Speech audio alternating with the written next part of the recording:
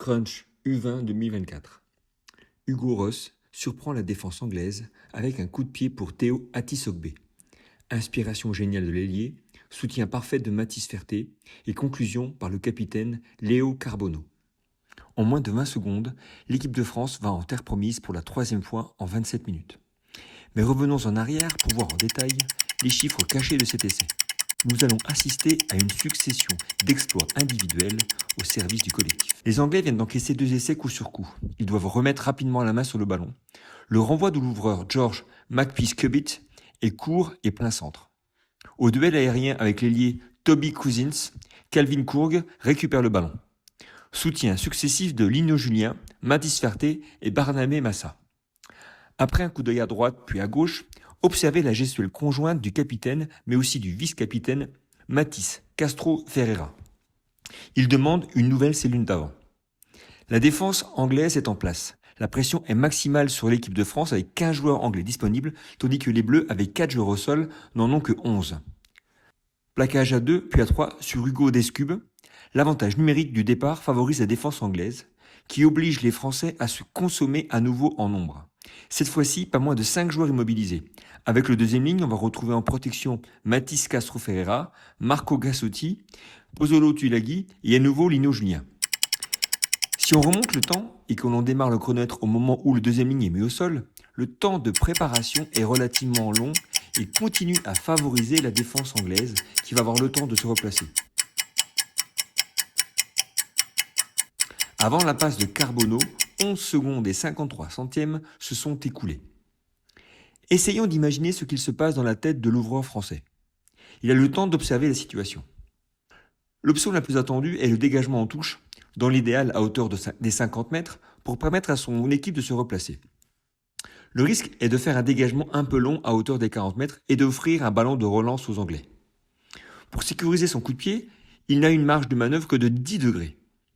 C'est ce qu'il arrive à faire sur le premier engagement anglais, déjà sur un renvoi au centre.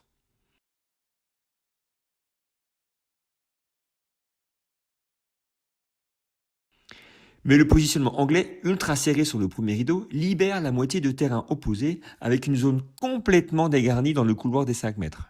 Le surnombre est français avec potentiellement un 3 contre 1 à jouer. L'action est lancée. Malheureusement, sur ce ralenti, la zone souhaitée n'est pas trouvée, ce qui oblige l'ailier à revenir dans les 22 et être enfermé dans le couloir des 5 mètres. La situation n'est plus du tout la même, avec un bon retour de l'ailier Ben Redshaw et du centre Ben Waghorn. Le 3 contre 1 du départ se transforme en un 2 contre 2. Observez l'attitude de Théo Atisogbe. Les épaules tournées vers l'intérieur du terrain, la balle tenue à 2 mains, du regard, il va à la recherche d'informations et instantanément, il analyse le retour anglais, mais surtout le soutien de Mathis Ferté. Cette attitude va créer de l'incertitude auprès de Ben Redshaw. Avec certainement en mémoire le tour de passe-passe de l'ailier tricolore lors du premier essai bleu, il ne se jette pas sur son opposant direct.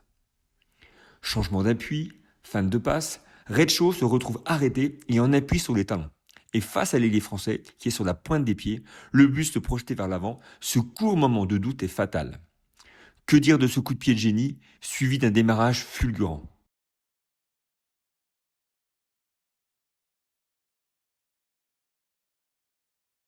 Dès la réception, il garde le ballon à 2 mains et jette un coup d'œil vers l'intérieur.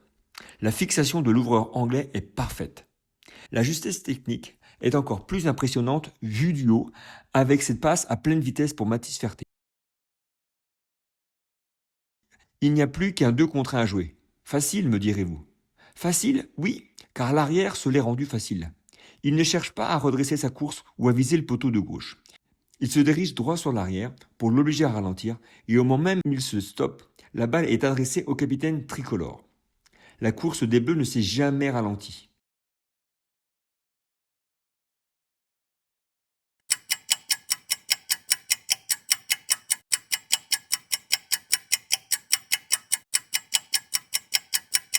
Après un coup de pied sur un départ arrêté, la balle a parcouru 83 mètres, portée par 3 joueurs différents et 2 passes successives.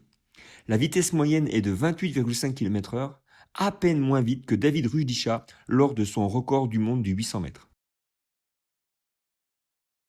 Prise d'initiative géniale, création d'incertitudes pour la défense,